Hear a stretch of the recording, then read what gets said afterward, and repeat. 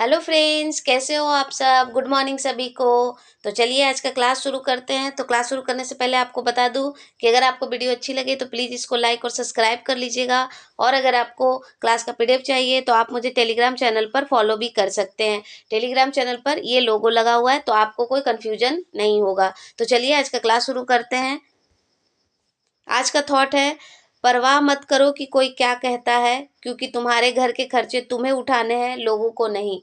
तो देखिए, अगर आप ये सोच के चल रहे हैं कि लोग क्या कहेंगे, लोग क्या सोचेंगे, तो फिर आपका कुछ होने वाला नहीं है। जब तक आप ये ना सोचें कि हमारा घर हम खुद ही चलाएंगे, हमारी जो जिम्मेदारियां हैं उनको हमको खुद ही उठाना है, तो ये सोचकर आप किसी भी कार्य को करिए। कौन क्या कहेगा उसके ऊपर ध्यान मत दीजिए। तो चलिए इसी विचार के साथ आज का क्लास शुरू करते हैं। आज का पहला क्वेश्चन है कि भारत की प्रधानमंत्री सनाए तकाईची के सत्तारूढ़ गठबंधन ने संसदीय चुनाव में ऐतिहासिक जीत हासिल की। उनकी पार्टी का नाम क्या है? तो उनकी पार्टी का नाम है लिबरल डेमोक्रेटिक पार्टी। ये इनकी पार्टी का नाम है, यानी कि LDP या इनकी पार्टी। और ये सनाए तकाईची जो जापान की पहली प्रधानमंत्री भी बनी है। तो इन्हीं की पार्टी ने अभी जो गठबंधन की इनकी सरकार है उन्होंने जीत हासिल की है। देखिए, जापान की बात करें तो जापान के जो संसद है, जापान का जो संसद है उसको क्या कहा जाता है? संसद, तो उसको कहा जाता है डायट। उसके संसद का नाम है डायट। और यहाँ पर कितनी सीट होती है? तो यहाँ पर 465 सीट है। और किसी भी जो चुनावी जो पार्टी है उसको जीतने के लिए या सरकार बनाने के लिए कितनी सीट की आवश्यकता है? तो वो 233 सीटों की आवश्यकता होती है किसी भी पार्टी को सरकार बनाने के लिए। तो अभी एक तरफा जीत हासिल किया है लिबरल डेमोक्रेटिक पार्टी ने। और किसकी सपोर्ट से? तो जापान इनोवेशन जो है इसके साथ मिलके इन्होंने 400 से भी ज़्यादा सीट, जिसमें से 319 seat liberal democratic LDP party ने जीता है और बाकी जापान इनोवेशन पार्टी के द्वारा मिलके जीता गया है। और ये एक तरफा चुनाव इन्होंने जीत हासिल किया है। तो चलिए नेक्स्ट देखते हैं। अगला है, मुख्यमंत्री शारदा नदी कॉरिडोर चंपावत जिला में बनाया जा रहा है। इसे किस राज्य में लॉन्च किया गया है? तो ये उत्तराखंड में लॉन्च किया गया है इसको। और इसको लॉन्च किसने किया है? तो यहाँ के जो CM हैं, मुख्यमंत्री जो हैं पुष्कर सिंह धामी, उनके द्वारा इसको लॉन्च किया गया है। इनके द्वारा, यहाँ के ये CM हैं। और ये लॉन्च क्यों किया गया है? ताकि पर्यटन को बढ़ावा दिया जा सके और पानी का जो यूज इतने दिनों से नहीं कर पा रहे थे उसको अच्छे से यूज कर पाए, पानी का सही इस्तेमाल हो, इसीलिए इसको बनाया जा रहा है इस्तेमाल। और इसमें युवाओं के लिए नौकरी भी मतलब नौकरी भी जनरेट किया जाएगा, यानी कि युवाओं को नौकरी भी दिया जाएगा। और इसमें निवेश कितना किया गया है? तो 300 इतना करोड़ रुपए इसमें निवेश किया गया है। शारदा नदी की बात करें तो शारदा नदी जो है, शारदा नदी, तो ये भारत में कहाँ से आती है? तो ये नेपाल से निकलती है और ये भारत में प्रवेश करती है और भारत और नेपाल के बीच में एक बॉर्डर भी बनाती है। और इसको नेपाल में क्या कहा जाता है? काली नदी भी कहा जाता है नेपाल में।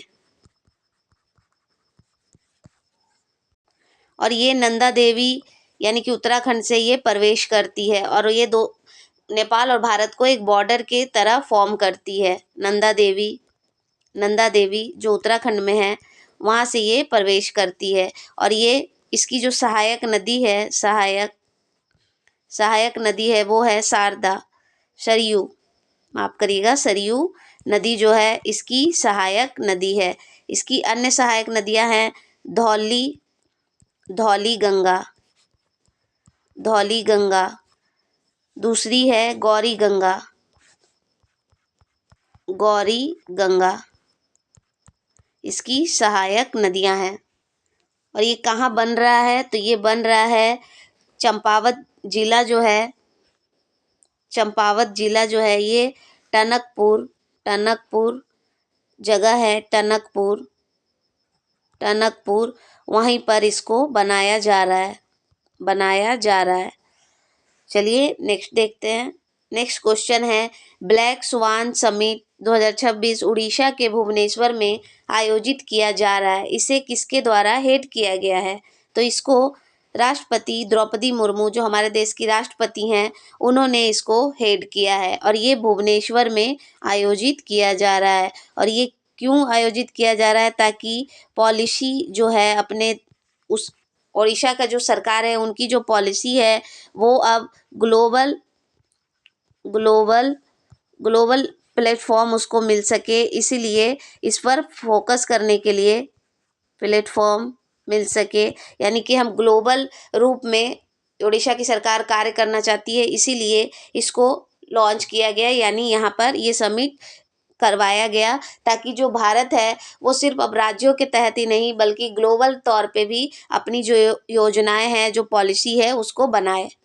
और इसमें फोकस किस पे किया गया? फोकस इस पे किया गया फिनटेक, फिनटेक पे इसमें फोकस किया गया। फिनटेक का अर्थ है फाइनेंस, फाइनेंस और टेक्नोलॉजी को ये लोग फोकस करेंगे।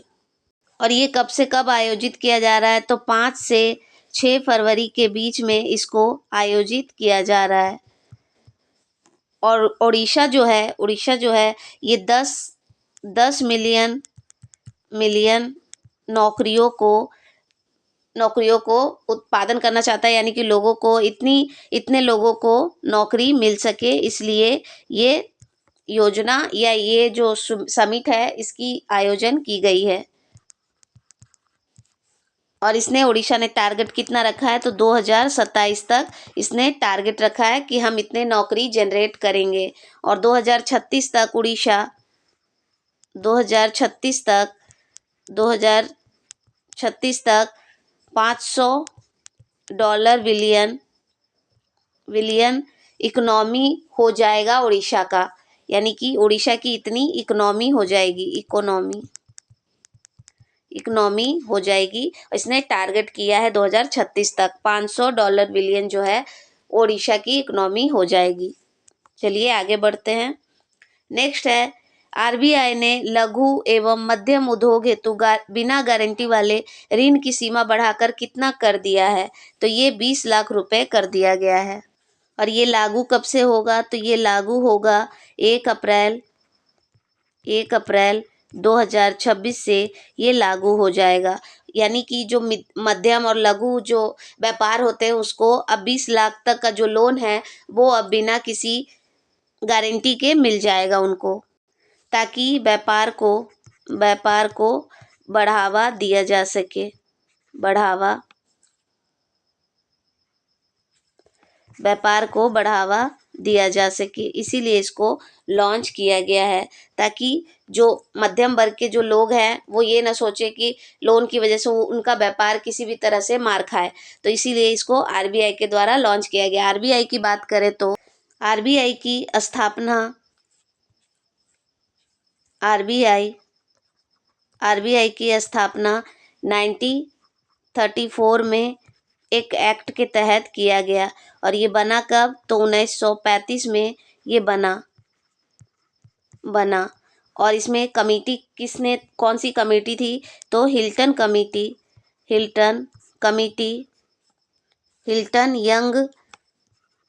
यंग कमेटी के द्वारा इसको बनाया गया। 1949 में इसका राष्ट्रीयकरण हुआ। इसका मुख्यालय मुंबई में है, और इसका मुख्यालय मुंबई कब बना था? तो 1937 में बना था। इससे पहले इसका मुख्यालय कोलकाता में था, कोलकाता, लेकिन 1937 में इसका मुख्यालय मुंबई कर दिया गया। और इसका कार्य क्या है? तो इसका कार्य है मौद्रिक नीति बनाना। इसकी हर वर्ष 4 बैठकें होती है। मौद्रिक नीति बनाना यानी कि महंगाई को नियंत्रण करना, repo rate, reverse repo rate, ये सब इसका तय करना इसका काम है। और ये बैंकों का बैंक है, बैंकों का बैंक है, इसको कहा जाता है बैंकों का बैंक। यानी कि ये वाणिज्यिक बैंक है और नियम बनाना और इनका पर्यवेक्षण करना इसका कार्य है। सरकारों का बैंकर, सरकार का बैंकर भी इसे कहा जाता है। क्यों कहा जाता है? क्योंकि भारत सरकार इसमें बैंकिंग कार्यों का प्रबंधन करती है। और ये विदेशी मुद्रा जो है, विदेशी मुद्रा यानी कि करेंसी, उसको भी रेगुलेट करता है, ये प्रबंधन, इसका भी ये प्रबंधन करता है। चलिए आगे बढ़ते हैं। नेक्स्ट है para throw ball national championship 2026 में किस महिला टीम ने गोल्ड मेडल जीता है? तो इसमें किस राज्य की महिला टीम ने जीता है? तो ये झारखंड की महिला टीम ने जीता है। और किसको हराया है? तो राजस्थान को हराकर झारखंड की महिला टीम ने इसको जीता है। तो ये तो रही महिला की बात, महिला की। और इसी में अगर हम पुरुष की बात करें, पुरुष की, तो पुरुष टीम में किसने जीता है? तो आंध्र प्रदेश ने जीता है पुरुष टीम में। और किसको हराया है? तो तेलंगाना को हराकर जीता है।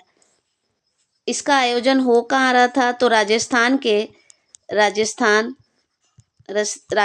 एक जगह है झुंझुनू, यहीं पर इसका आयोजन किया जा रहा था। और इस खेल में खिलाड़ी कितने होते हैं? तो 7 खिलाड़ी होते हैं इसमें, 7 खिलाड़ी इसमें होते हैं। और इस खेल में थर्ड नंबर पे कौन रहा? तो वो हरियाणा रहा है, हरियाणा। और फोर्थ रैंक पे कौन रहा? तो झारखंड। चलिए आगे बढ़ते हैं। नेक्स्ट है विश्व दलहन दिवस किस दिन मनाया जाता है? तो ये 10 फरवरी को हर वर्ष मनाया जाता है।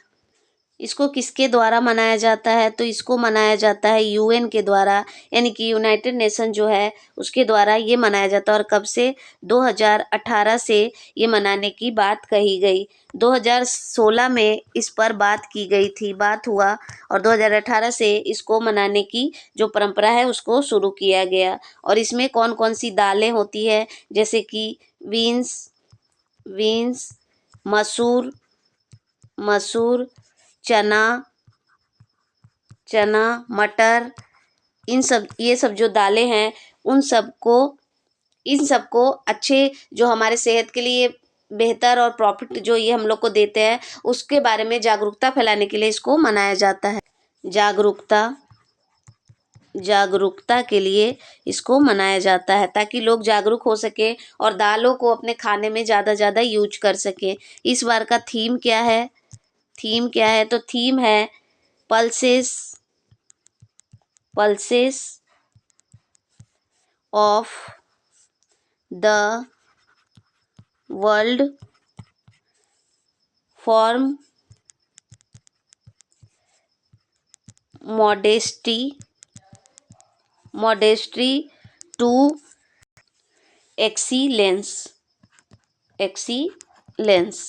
इस बार की ये थीम है।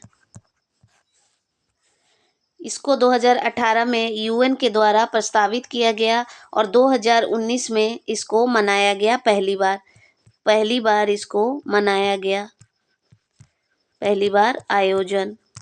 और इसको आयोजन करवाता कौन है? तो वर्ल्ड जो FAO है, यानी कि विश्व खाद्य संगठन जो है, FAO के द्वारा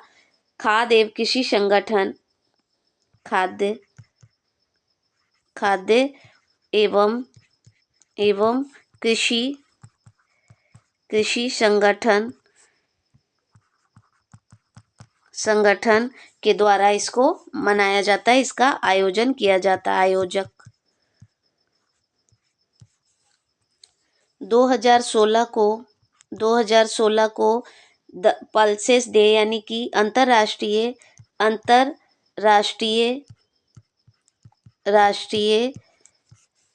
दलहन वर्ष भी घोषित किया गया था। दलहन वर्ष भी घोषित किया गया था। और भारत जो है वो सबसे बड़ा उत्पादक है। भारत जो है वो दालों का सबसे बड़ा उत्पादक भी है। दालों का सबसे बड़ा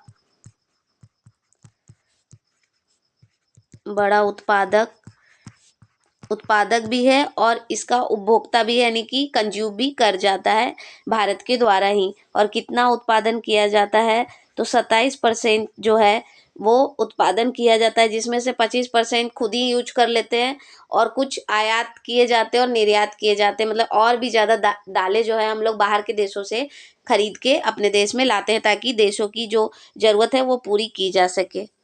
तो चलिए आगे बढ़ते हैं और इसी से जुड़ी एक और न्यूज है, उसको देख लेते हैं।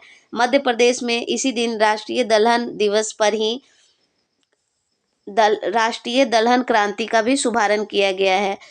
जो केंद्रीय कृषि मंत्री हैं, जो भारत के कृषि मंत्री हैं अभी वर्तमान में, शिवराज सिंह चौहान, इनके द्वारा ये लॉन्च किया गया।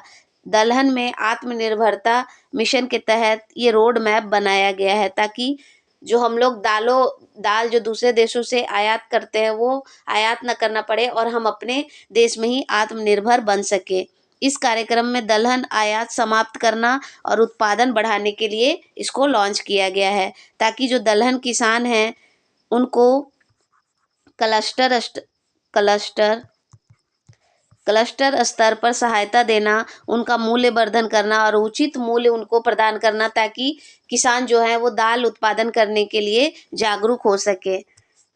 तो आइए एमपी के बारे में हम लोग जान लेते हैं। तो मध्य प्रदेश, इसको हम लोग भारत की हार्ट ऑफ इंडिया कहते हैं, यानी कि भारत का हृदय है ये, यानी कि इसकी लोकेशन भारत के सबसे बीच बीच में है, इसीलिए इसको हार्ट ऑफ इंडिया भी कहा जाता है। इसकी स्थापना 1 नवंबर 1956 में किया गया था। भोपाल इसकी राजधानी है। क्षेत्रफल, ये भारत का दूसरा सबसे बड़ा राज्य है क्षेत्रफल के अनुसार। यहाँ पर 55 जिले हैं। क्षेत्रफल यहाँ कितना है तो 3,08,252 वर्ग किलोमीटर इसका क्षेत्रफल है। यहाँ पर नदियाँ अगर देखें तो नर्मदा, चंबल, तापी, बेतवा, सोन, शिप्रा यहाँ पर प्रमुख नदियाँ हैं। यूनेस्को साइट यहाँ पर देखें तो खजुराहो का मंदिर, सांची स्तूप, भीमबेटका यूनेस्को साइट भी है। जो खजुराहो है 1986 में, सांची स्तूप 1989 में और भीमबेटका जो गुफा है 2003 में शामिल किया गया है। यहाँ पर नेशनल पार्क देखें तो कान्हा नेशनल पार्क, बांधव नेशनल पार्क, पेंच, पन्ना, सतपुड़ा, माधव वन विहार, कुनो नेशनल पार्क, ये सब यहाँ पर स्थित है। कुनो नेशनल पार्क जो हमेशा चर्चा में रहता है, क्योंकि नामीबिया और साउथ अफ्रीका से जो चीते लाए गए थे, चीते यहीं पर रखे गए हैं। तो ये अभी अभी और 1-2 साल से ये चर्चा में काफ़ी रहा है। तो यहीं पर ये स्थित है और सबसे ज़्यादा नेशनल पार्क भी मध्य प्रदेश में ही स्थित है, 12 है यहाँ पर। यहाँ की प्रमुख जनजातियाँ हैं भील, गोंड, बैगा, सहारिया, यहाँ की प्रमुख जनजातियां हैं। विधानसभा सीट देखें तो 230 है, लोकसभा सीट 29 और राज्यसभा सीट 11 है। यहाँ की प्रमुख त्योहार देखें तो खजुराहो नृत्य, भगोरिया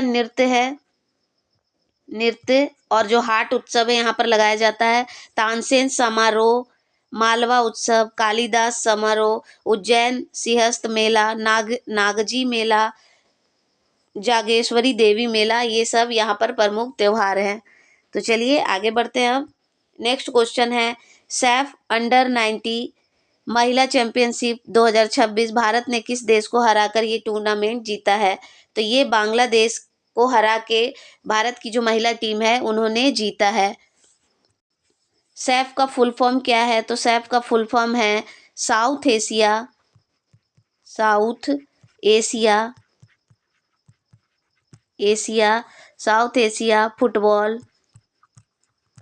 फुटबॉल फेडरेशन। फेडरेशन इसका फुल फॉर्म है, यानी कि ये जो खेल है ये फुटबॉल का खेल है और इसी का आयोजन अभी किया जा रहा था जिसमें भारत ने जीता है। और यहाँ पर कितनी टीम खेल रही थी, तो माफ करिएगा, सातवां एडिशन है इसका। सातवां एडिशन यहाँ पर खेला जा रहा था और इसको खेला कहाँ जा रहा था, तो नेपाल में इसका आयोजन किया जा रहा था। नेपाल में। यहाँ पर 4 टीमों ने भाग लिया, 4 टीम जो यहाँ पर भाग लिया और इसमें भारत ने ये तीसरी बार जीत हासिल की, यानी कि भारत इससे पहले 2 बार जीत चुका था और इसको लगा के 3 बार ये जीत चुका है भारत। और इसका आयोजन हो कब से कब रहा था, तो 31 जनवरी से ये नेपाल में 7 फरवरी के बीच में इसको आयोजित किया गया। और ये फुटबॉल का खेल है, फुटबॉल का खेल। तो इसको अभी भारत ने जीता है बांग्लादेश को हराकर। तो चलिए आगे बढ़ते हैं अब। नेक्स्ट है, किन देशों के वायु सेनाओं ने अंतर संचालनीयता और सामरिक एकीकरण को बढ़ाने के लिए बड़ी स्क्वाड्रन संयुक्त अभ्यास शुरू किया है, तो ये अमेरिका और दक्षिण कोरिया के द्वारा किया गया है। और ये कहाँ आयोजित किया जा रहा है, तो ये आयोजित किया जा रहा है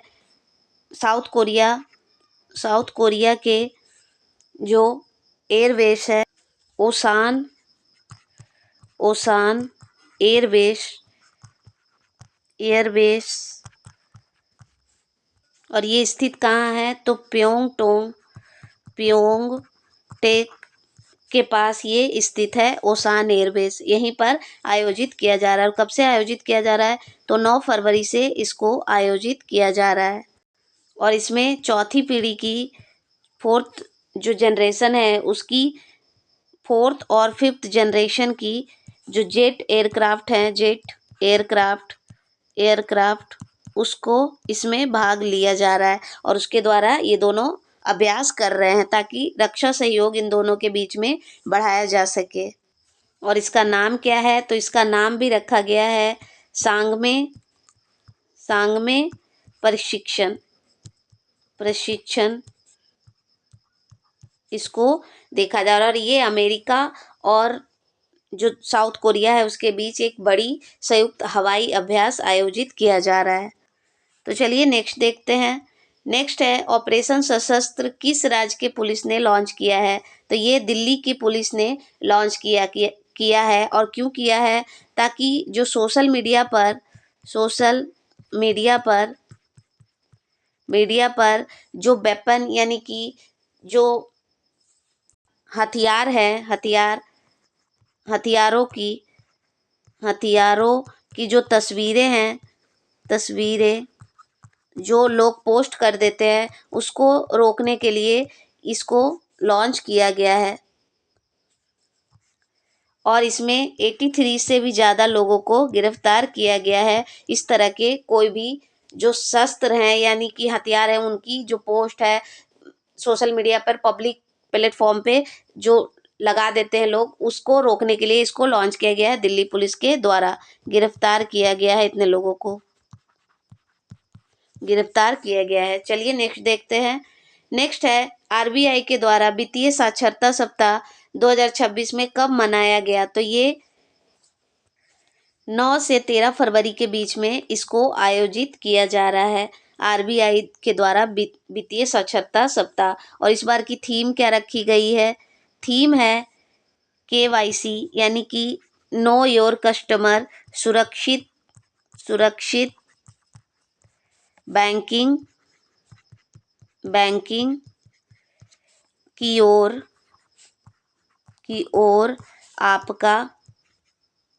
आपका पहला कदम, ये इस बार की थीम रखी गई है। और ये 9 से 13 फरवरी के बीच में मनाया गया और इसको संजय मल्होत्रा ने लॉन्च किया, जो अभी आरबीआई के गवर्नर हैं। संजय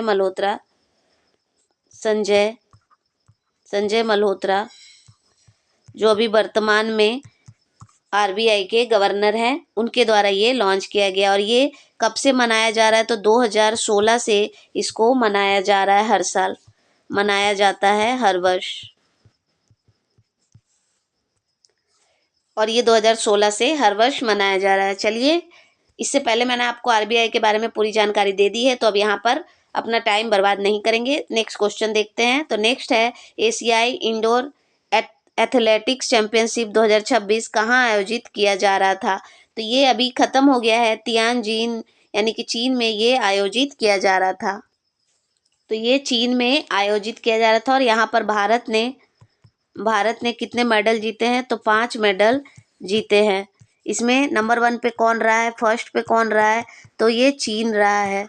चीन में ही आयोजन हो रहा था और चीन ही नंबर 1 पे है। और इसने कितने मेडल जीते हैं, तो 34 मेडल जीते हैं। और अगर भारत की बात करें तो भारत में मेघना जो है ये 10 मीटर जो एयर राइफल है, एयर राइफल इसमें इन्होंने ब्रॉन्ज मेडल जीता है, ब्रॉन्ज मेडल। और ये इतनी ज़्यादा चर्चा में क्यों है, क्योंकि ये 8 मंथ की प्रेग्नेंट थी और तभी इन्होंने इसमें भाग लिया और ये जीता ब्रॉन्ज मेडल। इसीलिए ये अभी काफ़ी चर्चा में भी रही हैं और भारत ने 5 मेडल जीता है। तो चलिए आगे बढ़ते हैं। आज का लास्ट क्वेश्चन है, वर्ल्ड मिर्गी दिवस प्रतिवर्ष फरवरी में किस दिन मनाया जाता है। तो फरवरी का जो दूसरा सोमवार होता है उस दिन मनाया जाता है। और ये दुनिया भर के जो 120 देश है, दुनिया के जो 120 देश है उसमें मनाया जाता है। और ये इंटरनेशनल ब्यूरो फॉर एपिलेप्सी यानी कि मिर्गी एपिलेप्सी यानी कि IBE जो है, इसके साथ मिलके एक और संस्था है, international league against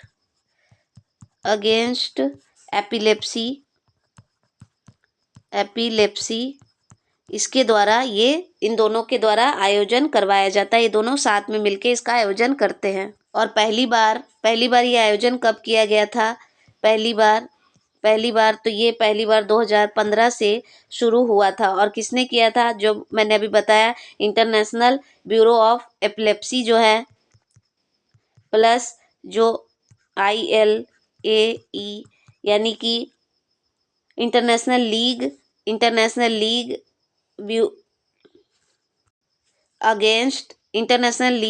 against epilepsy, इनके साथ ये दोनों ने मिलके इसका आयोजन किया था। 2015 से इसको शुरू किया था।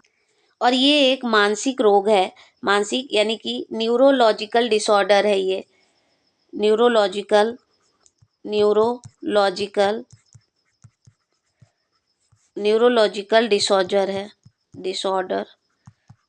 डिसऑर्डर है यानी कि मानसिक विकार है। यानी कि दिमाग में इस तरह की एक बीमारी है जिससे लोगों को दौरे आते हैं। और इसी को जागरूकता के लिए, इसको कम करने के लिए इसको मनाया जाता है। जागरूकता के लिए इसको मनाया जाता है ताकि लोग अवेयर हो सके इससे। और इसीलिए इसको जागरूकता के लिए मनाया जाता है ताकि लोग एक साथ आए और इसके बारे में जागरूक हो और इसके बारे में जानकारी ले और इसके जो पीड़ित लोग हैं उनको सहायता हो और उनको निदान उपचार जो भी है वो सब उपलब्ध कराया जा सके। इसीलिए इसको हर वर्ष मनाया जाता है फरवरी के दूसरे सोमवार में। तो आज का क्लास इतना ही, फिर मिलेंगे अगले क्लास में। Thank you for watching. अगर आपको क्लास का PDF चाहिए तो आप मुझे टेलीग्राम चैनल पर फॉलो कर लीजिए, करंट अफेयर्स बाय नेहा। तो चलिए आज का क्लास यहीं तक। बाय सभी को, पढ़ते रहिए, बढ़ते रहिए।